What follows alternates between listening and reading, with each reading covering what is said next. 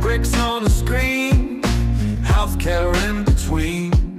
Physics, art, and math got us down this path. Historical tales come alive, where science and stories dive. Blended facts with heart, knowledge from the start. Need bridge blues we sing to the future memory. Health and science in the mix. Need bridge got the fix.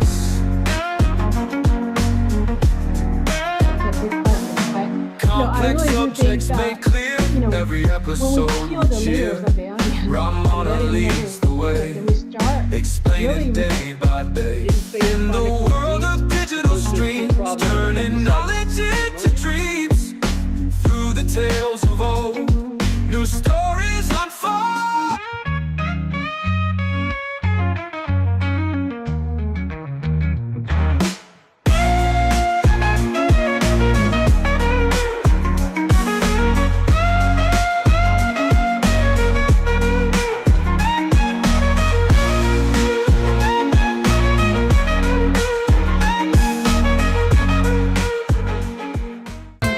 MedBits Webcast is a new kind of healthcare media channel to break the silo mentality and foster interdisciplinary thinking. Our mission is to fill that gap and to create a curiosity through different lenses, tapping the passion that guided the historical figures in medicine and bringing present-day groundbreaking research to the front lines. We interview physicians and leaders in the industry about present-day healthcare challenges on our live programming.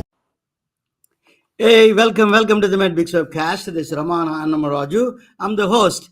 We have an interesting program today. Definitely, there is a guest joining from New York City, from Wall Street executive, former Wall Street executive. She's going to join with us. After that, I'm going to present a topic on, there is a topic on the meditation and its effect on the scientific way. How do you do what the physics tells us, where the role of consciousness, the role of a mind, the role of a brain, all of them we're going to talk about a little bit. I'm going to do the presentation. Then after that, I have a small announcement, a surprising announcement from Silicon Valley. So I'm going to do that. And then, at the end of the show. So please join with me. And so my guest is, the New York, as you all know, during the COVID, New York City is the epicenter of COVID. There's so many deaths happen. It is an epicenter of the entire world. So many people died unfortunately, so many people died in New York City. So people, frontline healthcare workers, so like doctors, nurses, and all the workers, it was seeing these trucks going and carrying the bodies. They really affect people in general. So, there was people came out and they sang songs and they gave a thumbs up for all these people. In Italy, they really did the opera for them, from the windows of their apartments. So it is a tribute to the frontline healthcare workers. But it is a big problem. Medscape reports that there is a report on Medscape that it says that I cry, no one cares. That's the doctor's cry for help. It's because there is a lot of changes going on. I think healthcare system is going through a lot of changes because it is becoming a corporate medicine more. And first time when I came to this country, a lot of doctors are working independent. Now they are all working for corporations. That's a big shift, and it is causing a lot of problems. And let us talk with one of the women. She's joining from Ayman Mukerji. She's from Wall Street. She's joining from New York City. Let me bring her to the front line, to the main stage. Welcome, Ayman. Thank you for coming and joining with us. Tell us a little bit. I gave us some background of yours. Tell us your long background you have in New York City. Hi, everyone. Thank you first of all, Ramana, for having me. I'm Ayman Mukerji. I'm the founder of Jivika. I'm a neuroimmunology researcher, and through Jivika, we reduce frontline caregiver burnout and attrition by teaching them neuroscience-based micro habits of mental wellness. So, a little bit about my story, Ramana. The way it all started was I was on Wall Street, as we were talking about this backstage. Successful career. To cope with the trauma of a near fatal accident, I started practicing something for my own burnout to make myself feel better. Meditation is great, but wasn't really for me. I couldn't sit still. I didn't have the time to sit still, very much like a lot of healthcare workers have, that they don't have time.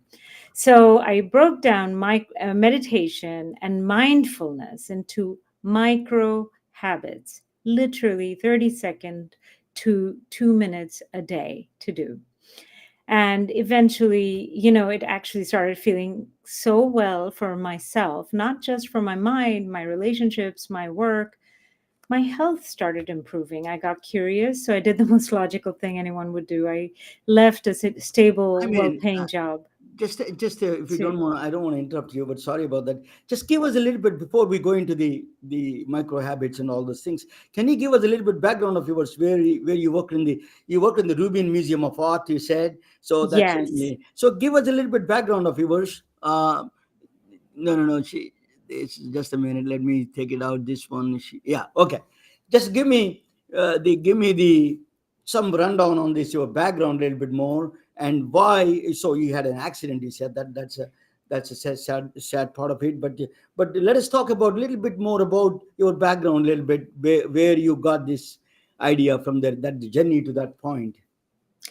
yeah. The journey to the point was that I went back to school, to NYU, to study neuroscience, as well as clinical social work. And I started working at NYU Langone Hospital. I worked with doctors and nurses there, and one of my doctor colleagues invited me to teach mindfulness to doctors. And that's really how I figured out the problem was really bad. At that time, like you said, Ramana, there was a series of 3 physician suicides just in New York. Within a span of 3 weeks. So it became a public health issue. So the burnout is so bad. Yes, it is a systemic issue, but it's really affecting our caregivers, and that's how it originated, the idea of the micro habits. But eventually I built the company to help all the doctors and nurses and caregivers that were coming to me. I worked with 40 hospital systems over the past 4 years to develop this solution called Jivika. It's an app based program that's offered to hospitals. Okay, very good. So let me ask you a question. And there's a little bit. So your meditation, Langone Hospital. I. There's a long history of meditation. Sam Parnia is one of the doctors there. He wrote a book on the awake, and I did a consciousness studies. He did quite a bit of awake after the cardiac arrest. What are the situations Yeah. where he was very popular. Langone was also very popular with the placebo. Sorry, the effect of psychedelics. They did a Yes. lot of psychedelic Yeah. medicine there. Yeah. So Langone is a very well known in that sense. You learn from a very top school, top place. Thank So you. tell us a little bit about that. What you felt.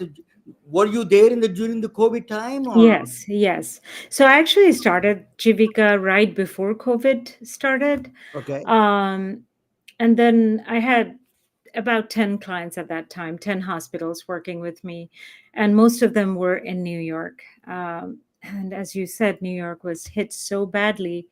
I started offering at one point when COVID hit. One of my clients was SUNY Downstate, and SUNY was used as a morgue for a lot of the people that were dying from COVID.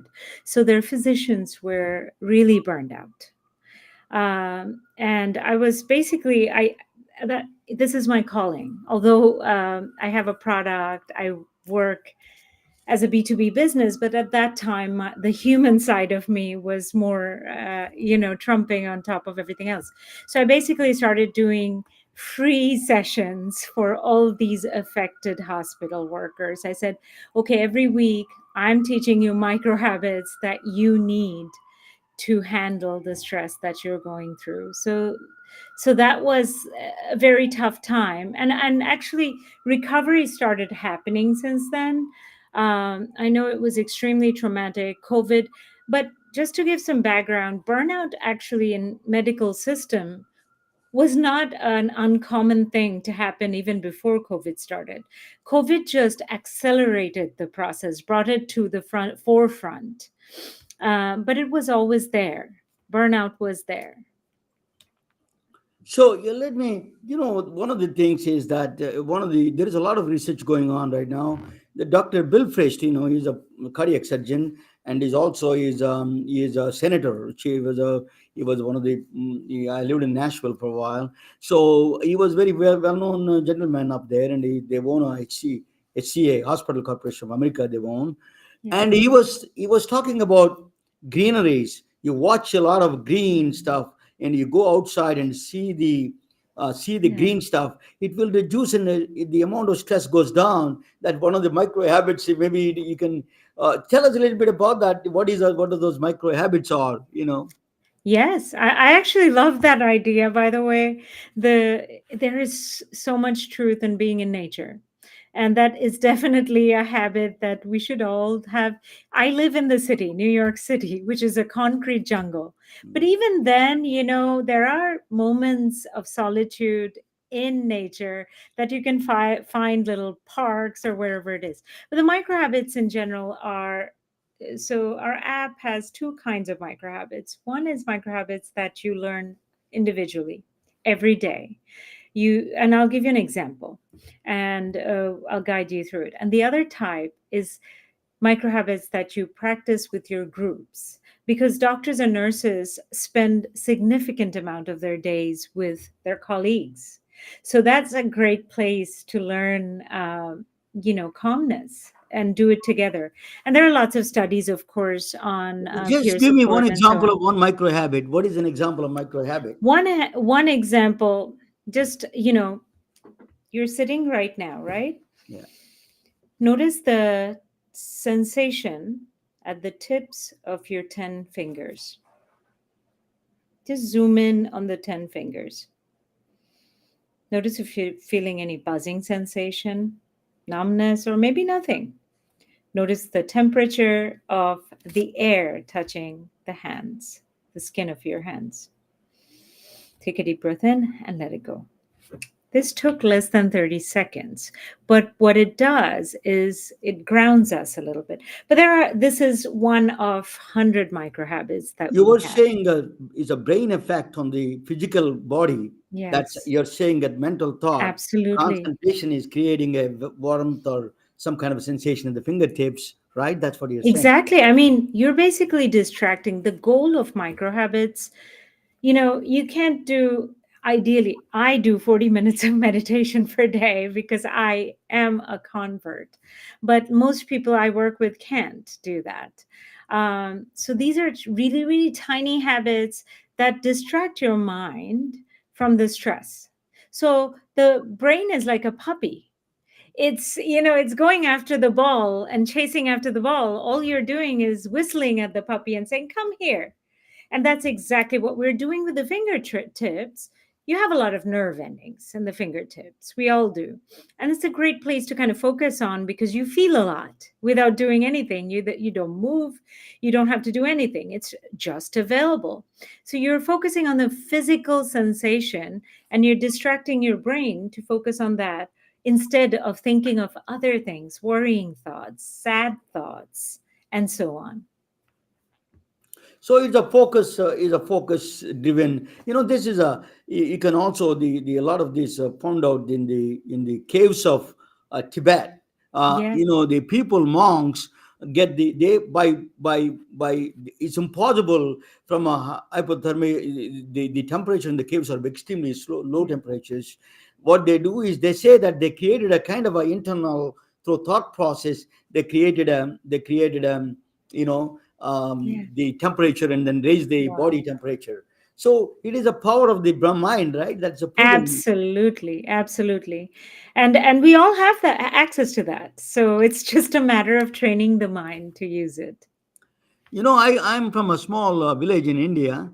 I grew up in a village, and then I had a, right across my river. There is a river there. Right across the Mm. river, there was a yogi was sitting there. He was in constant meditation, 24 hours a day. Okay, so we went there. It is we used to watch him. He's just a rotunda. It's a Mm. concrete rotunda, just circular Yeah. thing. Yeah. There is no doors, nothing. He has to, if Mm. he wants to come out, he has to take a ladder and come out. So we want to watch him every Shivaratri, and which is a Lord Shiva's day. He used to come Mm. down and meditate again for 8 hours. He doesn't never moves for 8 hours, Wow. and then he goes back. Only once a year he comes out. And we are kids, and we wanted to watch him. Is he stealing money? He's stealing, sorry, food. He's stealing water somewhere. We really did a lot of surveillance on him. He Yeah. never did. He never got anything. That surprised me because it's outside of the village. Yeah. Even the village itself is a Wow. rural, and then outside of the village is still further rural. Yeah. Possible to survive there. So Yeah. it bothered me as a scientist, as a physicist, and it Yes. bothered me. And after learning the medical field, it's bothered me more. So what we when I came across this autonomic function, which Yes. is the EKGs that we do the testing of autonomic testing. I found out in the EKGs they found Mm. these monks. They found these variables. Autonomic function means the Yes. functions that are automatic functions be Yeah. controlled by, we can't control them, right? Which are Mm. automatic. They are functions, Mm. digestion, seeing, and everything. But Yeah. they, in this case, they Yeah. control the blood pressure. They Yeah. control the heart rate. So they calm down. Yeah. They reduce the hibernation, kind of artificial hibernation. They created it.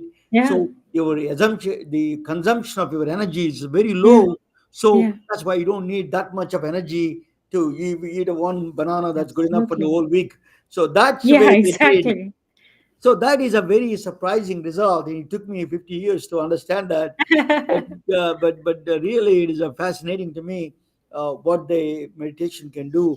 And then Yes. actually, the presentation I'm going to do is going to talk about that a little bit. Okay, but anyway, micro. What is your micro habits? Just give me one more thing that you do. If a Yeah. doctor comes to you, and what do you do with them? What do you Yeah. teach them? One of the things that is Or a very nurse? interesting. Yes. So, the example I gave you, Romana, was along the lines of reducing stress directly, right? Another example that I'm going to give you is for increasing productivity. And I use that with a lot of physicians that are doing surgery. So one example is a group of cardiothoracic surgeons for pediatric unit in Canada. They came to me, and all I did was basically coached them. It's almost like a trainer at the gym, except the trainer is for the mind here. Coached them something called, for example, visualization. And the micro habit around the visualization exercise could be something along these lines. Every Sunday evening, and we could all do this. First of all, take a moment to relax your body. That's the first thing. We have to relax our bodies to control our or manage our minds. So relax the body, the shoulders, the jaws, relax, separate. The breathing relaxes, and eyes may be closed. And then we visualize a our goals, what we want to accomplish by the end of the week. So we're planning out the Sunday, Interesting. on the Sunday. I like that. And basically, thank you. And basically, you visualize those goals coming true. So think of just one goal that you want to accomplish this week or next week, in the next 7 days. Imagine in every detail that you're working towards the goal and it's coming true. How does it feel when it comes true? Where are you? Who are you celebrating with? And once you do that, you open your eyes, write down the steps to get there, and assign dates that you're going to do those tasks. Now, this is a proven technique used by surgeons, but also it was studied at Cleveland Clinic, which is one of our clients, last year. So they took two groups of people that were all trying to increase their bicep strength. The experiment group had was going to the gym at the same time as the control group with the same regimen, but they were doing something else. They were being guided to visualize, just like we did before the exercise, and then did the exercise. In a month, they were both groups were checked for their strength of bicep. You could only imagine which one was more stronger. It was the experiment group that did the visualization. And then the scientists went one step further and they checked their brain waves. And the cortical potential was actually higher for the visualization group, especially for the visual motor cortex, because they were essentially activating the part of the brain that is usually activated when something is happening. So you're tricking your brain to feel that it has happened in your mind, and then you're following through. I am in Silicon Valley. I attended a meetup called consciousness hacking. So what they do Yes. is they use a technology, use a virtual reality VR to and then neurofeedback combinations. Mm. They use it, bring it down immediately. People with a monkey brain like me, I'm all over the place, and then just to calm them down, they use this what do you call this virtual reality to simulate the experience of our Mm. nature. Mm. I immediately what we found out is that it reduces that the if you check EEG Mm. electroencephalograph, their brain waves, it is almost beta to alpha waves. They're switching very Yeah. quick. So Yeah. there is a power of that technology. I don't know whether you Totally. use the technology or not, but that is a one area. I mean, We Silicon Valley do. or In everybody's. fact, we're partnering with an AI company called Hume AI, and they gave us a grant to work with their API. So what we're going to do is we are using that AI to predict, or rather interpret, the sentiment in the voice. So if while I'm talking to you, Ramana, the AI would say, "Oh, Ayman," it will pop up on your screen and say, "Ayman sounds excited." So ask her this question. And then it becomes a micro habit practice between the two of us that's prompted by the AI. Is it that's the only way you do that? Focus on the mind. Can you do if I love physics or I love something a movie? Can Yes. you get that attention? Can you Yeah. achieve that kind of thing by distracting something else? I think so. I mean, not just me subjectively thinking, but there are lots of studies on the flow state. So, an artist, when they're producing art or music, you check their heart rate or heart rate variability even. It's very healthy, and it's probably because they are achieving that meditative state. So actually, I studied physics. I have a degree in physics in undergrad, by the way, Ramana, so we have that in common.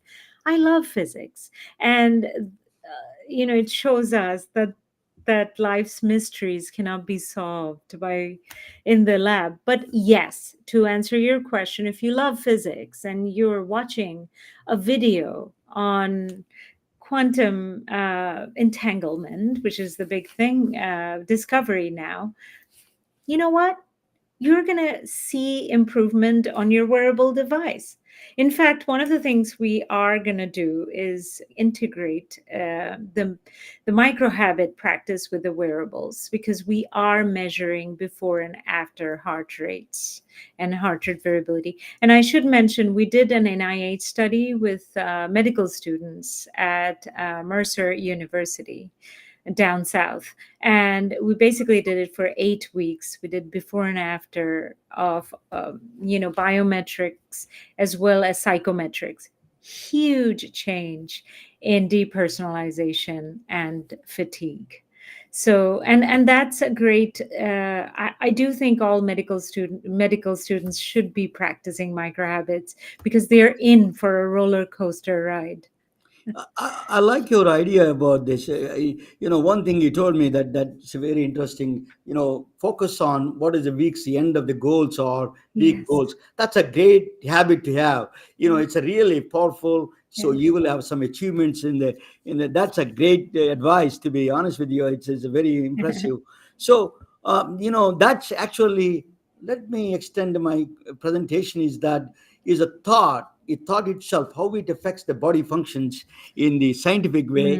I'm Mm, going to present that, and then after that, I come back and ask your website and what is your contact absolutely. information. Okay, just give me 1 second, and I'm going to present a topic on this one. That is Ayman Mukerji from New York City. She's joining Wall Street executive. She is now Jivika founder. Is a very interesting thing. She's doing that. That. Let me give that a little bit of a talk on this one. Maybe that is I have to do a little bit. Yeah, that's let me. So this is actually I'm going to do the little bit of different one. I don't know why it is that it's coming. Yeah, maybe that is better. Okay. Yeah, that's let me show you this one. Okay, now I'm going to talk about the how the mind affects the thought, it's a body itself in the medicine. What is the proof in the medicine that they have? So I am going to a little bit of a yeah. So let me give you the little bit of this one. Observer and observed. That's a very big concept in physics. Observer and observed means doctor is observing the patient. Patient is also observing the doctor. This is a that the relationship is a very complex relationship we have, observer and observed. I'm going to talk about a little bit about a very strange kind of thing.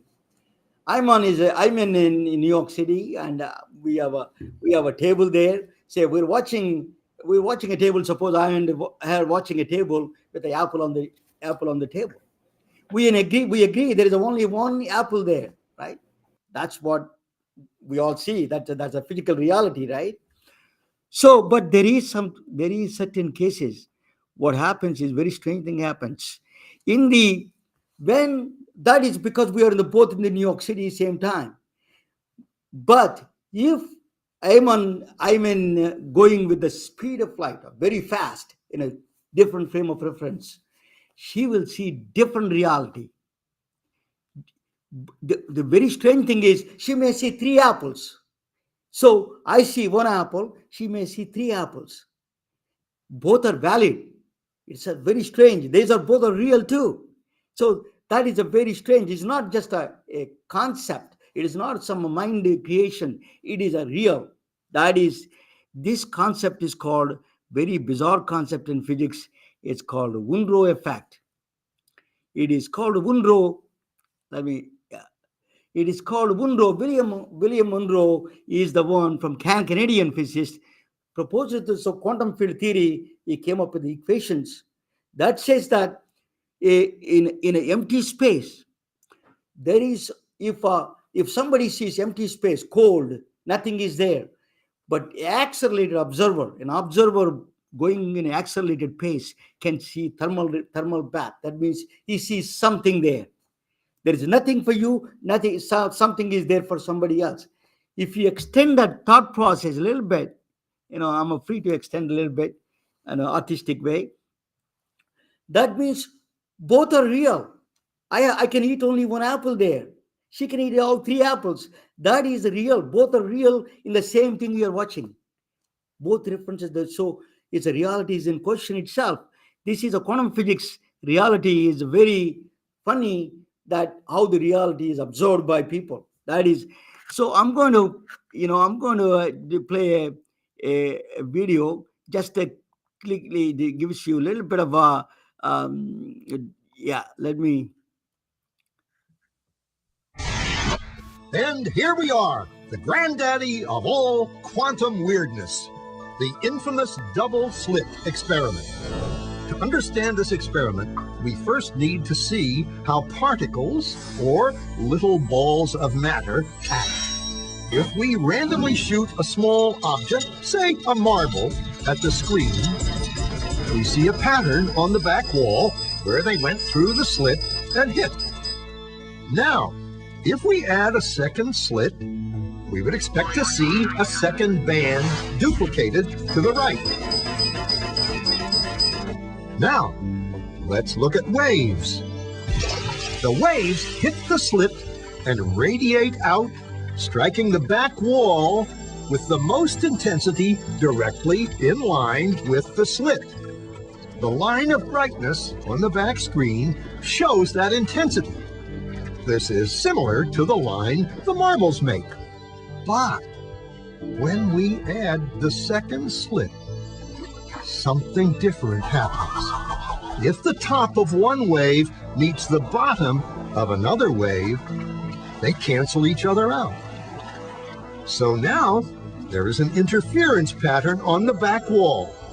Places where the two tops meet are the highest intensity, the bright lines, and where they cancel, there is nothing. So when we throw things, that is matter, through two slits, we get this, two bands of hits. And with waves, we get an interference pattern of many bands. Good so far. Now, let's go quantum.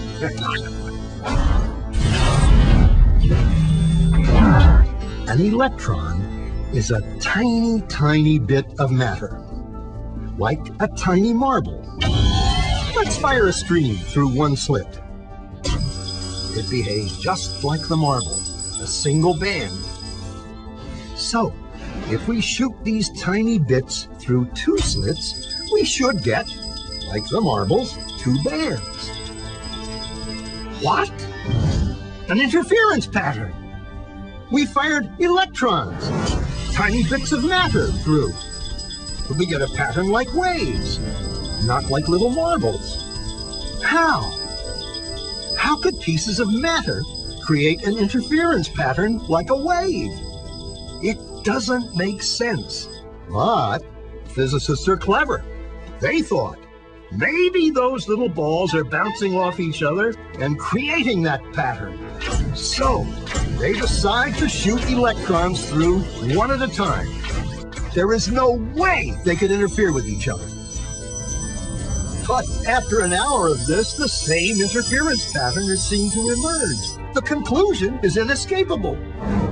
The single electron leaves as a particle, becomes a wave of potentials, goes through both slits, and interferes with itself to hit the wall like a particle. But mathematically, it's even stranger. It goes through both slits and it goes through neither. And it goes through just one and it goes through just the other. All of these possibilities are in superposition with each other. But physicists were completely baffled by this. So they decided to peek and see which slit it actually goes through. They put a measuring device by one slit to see which one it went through and let it fly. But the quantum world is far more mysterious than they could have imagined. When they observed, the electron went back to behaving like a little marble. It produced a pattern of two bands, not an interference pattern of many. The very act of measuring or observing which slit it went through meant it only went through one, not both. The electron decided to act differently, as though it was aware it was being watched. And it was here that physicists stepped forever into the strange, never world of quantum events. What is matter? Marbles or waves? And waves of what? And what does an observer have to do with any of this?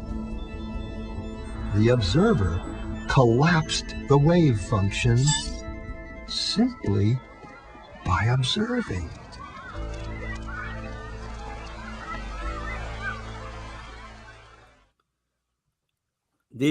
Okay, let me bring it back, the presentation again.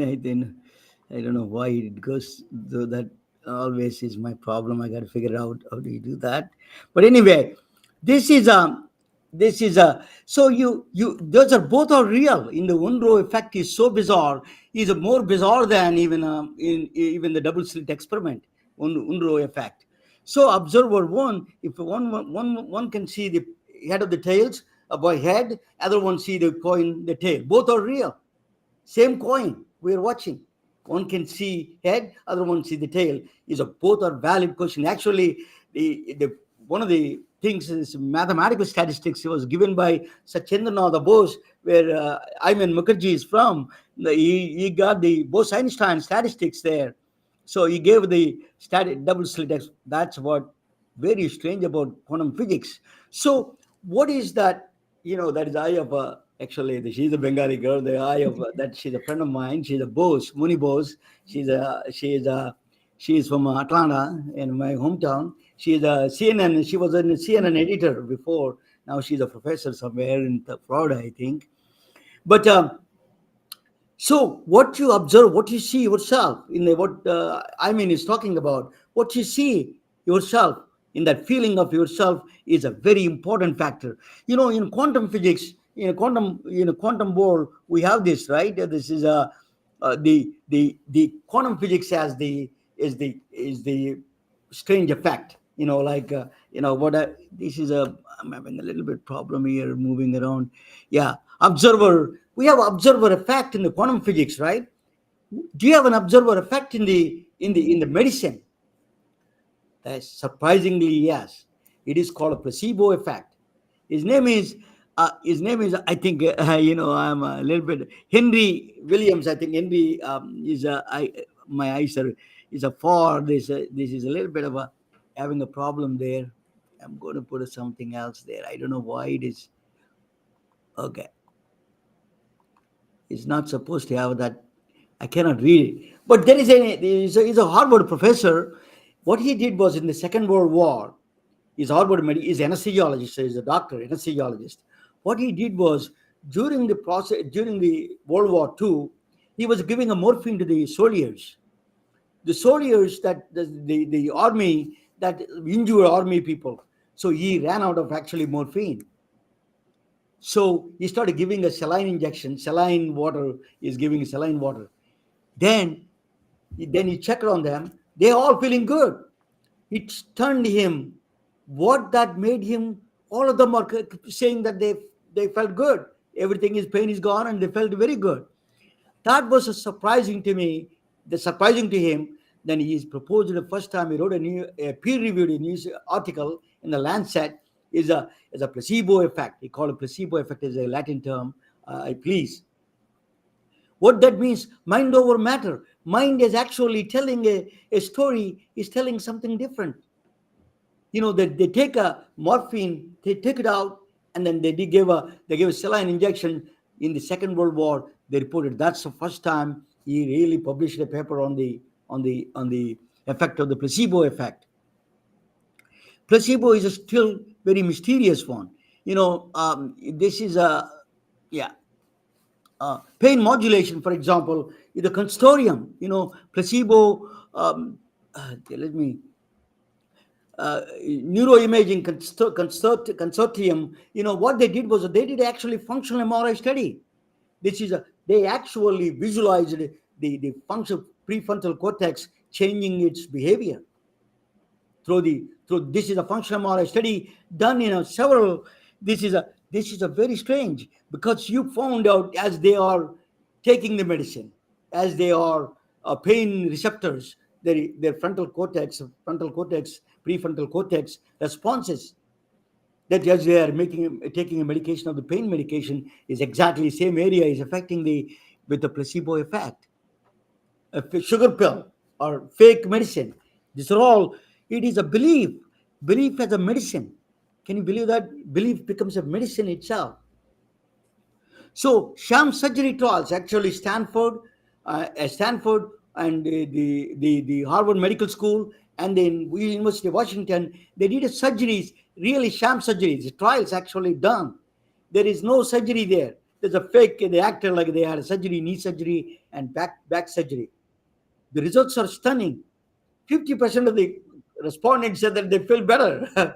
you know. So now I don't want to say anything bad about doctors. I don't get all the surgeons getting mad at me. I don't want to do that. But the report was extremely interesting. They said that they felt good. So something changed. The brain is telling, the brain, that is, I tell you, the more bizarre than this one. The surgery is a fake surgery curing the disease. Can you believe that? That's, the back pain and then, knee pains, all of them are curing. That's very interesting. What they found out is very interesting. Even if you don't believe in the treatment, by watching the white jacket and a doctor, that's why it's very important. Doctors should wear a white jacket because it has a subconscious mind. It influences without your permission. The default network works on that and then creates a belief system inside belief and say it is going to work for you. It Before even you start the treatment, the brain is already producing immune response already by watching the doctor in a white jacket. That is a stunning research. That is a very, how the brain works is a mysterious in a lot of ways. That is sights and sounds. What the brain is telling, creating a story. It is not a brain is. That's what I mean is talking about. It creates a story, sights and sounds, and the confirmation bias. You know, long watching certain things. My mother used to do some panic healing. It works. This kind of a thing, it does influence your mind, the brain. That is a placebo effect. It is a stories. It creates an elaborate story to tell you to believe what is not there. Brain is excellent in creating a story. We are storytellers in that sense. The brain is the biggest storyteller. So it is, my friend used to tell me one of the best traits you can give to children is the storytelling. That's going to be the future of the AI. But that is the patient and the doctors and patients, because that's very important.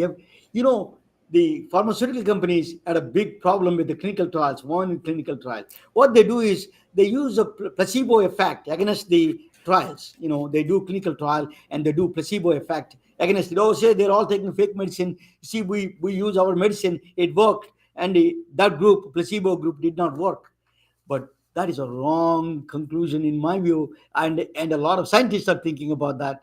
What the is a clinical trials, what they said that was, in this one, pain medications, particularly drug companies saying having a hard time. Why they having a hard time getting approval for the pain medications, pain drugs? The reason was that placebo effect is overtaking. Actually, 80% or 90% of the people said that placebo taking people felt cured. So the real medicine has no value. So this puzzled the pharmaceutical companies. They're constantly complaining about it. Actually, so what is the best? That is, the doctors know the medicine works, but it's not effective. Without taking medication, these patients are feeling the entire curing the pain. Pain modulation is particularly is a it is a very troubling system for the pharmaceutical companies. They put a lot of billions of dollars investment, and then you don't have the effect of that kind of thing. Placebo can do without thinking. Ayman can sit down in the meditation and can cure you. That is a very strange, but it does. That's one of the things that they suggested back. All the scientists suggested back to the pharmaceutical companies: don't compare the placebo effect. The placebo effect may be real, so you need to compare other competitors rather than a placebo. So that's better for you. That's what they said. So placebo is actually what the clinical trials do is a wrong way. That's a wrong assumption. Placebo is not really working, and the clinical trials of my drug works is a very fluidish thing that is not real in that sense. But anyway, it is a so what is that brain is telling us? A absolute storytelling is a brain gives a very elaborate story. Touch and feel and smell and everything is a story creation. When you're driving, for example, I was watching in the PBS story, that is, there is so many things in the brain goes, and then it eventually combines all of them together and gives you a story how to drive. It's just a simple thing. It makes it easier for you to drive. So Dr. Rita Sharon from Columbia University, New York, actually wrote a book called Narrative Medicine. You have to listen to the stories of the patients. That is a story, is a between the story exchange between the doctor and the patient, listening to them, their stories, their illness stories, really curing a powerful effect on the powerful effect on the patients. That's what they said. It is a it is a narrative medicine. That's called, actually the field is called a narrative medicine. That's because of that placebo effect, because of that listening to their stories, patients listening to the stories, your compliance rate went up, your drug taking, that your placebo, it is really feeling then also a mutual shared decisions. If you want to go to surgery or you want to do anything, all of them are, people can follow much better. There is a lot more patient-centric healthcare emerged from this kind of a placebo effect. So placebo is a really mysterious thing. You know, uh, what happened? Are you there? I'm in. Are you there? I'm here. Okay, I don't know why it is not moving, but something, I thought frozen my system. Okay. Well, I will bring you back. And what John Wheeler said, that let me bring it back. And I don't know what is happening there.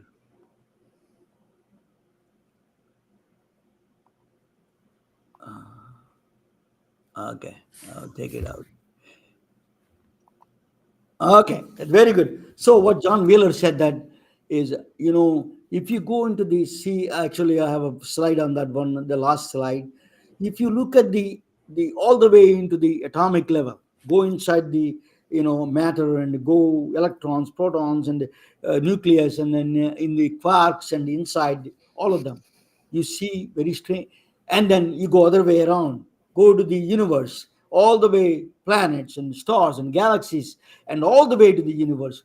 What they see is actually, what surprisingly you see is your own face looking back at you. That's what the puzzling face looking back at you. There is nothing but a puzzle. Only stories are the only left. That is what the humanity is. Stories are the best ones. The stories are the ones we can tell, and it's going to be stay forever. Beautiful stories, always a power, and it has a power to heal. Beautiful stories. That's what this is a placebo effect is. So thank you for watching, and let me talk with So did how do you like my presentation, Ayman? I loved it. I loved it. The way you explained the double slit experiment was so good. I've seen others and they didn't do such a great job. So really impressive. And of course, ultimately the mind has so much power, as you said, that we have to harness that power. We have to believe that we could actually change the way we think or perceive stress. Yeah, a lot of times that's a problem, right? So that our mind tells a lot of things, negative emotion. The Yeah. placebo against the placebo, the other side of the placebo is a nocebo, they call, is that what they do, it does is, when you create a think about negative things, it accelerates your diseases, it accelerates Oh, your yeah. it works against you. Yeah. So they we all from India, you and me from India, we really Yeah. left that tradition of people we come from. We studied Western medicine, a lot of doctors studied Western medicine, and then a lot of things we forgot this meditation and Yeah. pranic healing. It's why we need Americans, or Western world is Yeah. is embracing this kind of a new things. Yeah, exactly. So what do you think of what do you think that how do you this popularity is real? And then tell me a little bit about how do your encounters with the people, what they say, what this meditation experience of yours with Yeah. the people. Well, the people I work with are scientists and very skeptical. So, um, the goal there is to give them something that's really practical and evidence based. So each of the micro habits are indeed very evidence based. So each of them has proof that it works and at least several clinical trials behind them. They love it. And also the fact that they're super easy to implement in their daily lives. So we do hear things like, so one of the biggest story that I'm going to tell you is a provider who came out and they were waiting for me outside when I was visiting the client. And they basically said, I have to share something and you're not going to. So I'm not going to mention too much, but they had two addictive um, challenges throughout their lives. And they were able to recover from those after years of trying and just practicing these micro habits, and that was phenomenal, and that itself was a huge testament. But we do see that the burnout, the depersonalization, all of those really prove. Give a little bit of can you give me your what is your website and how they can Yes, reach you, and yes, of what do you course. do when they call you? What do you do first thing you do? That's a great question, actually. So a lot of times it's word of mouth. But when someone reaches out to me, and that Yes. happens a lot, Yeah. we usually work with the hospital systems, and the hospital themselves pay for the subscriptions for their providers, because the return on this investment is so much higher than the investment itself, because they're saving. Basically, they're saving half of the salary of the person that could have been lost to attrition.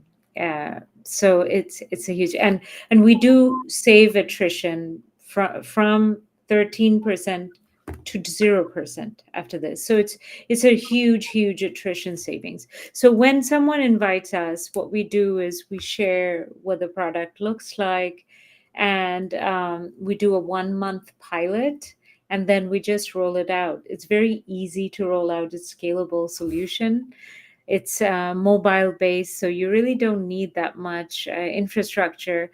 I do train the trainer, so there is a small workshop element, but I train the in-house wellness team to do the workshops for Jivika. Navya, can you put your website on her name? The edit the name for her, Navya. Ye- Somebody is yeah. Ah, okay.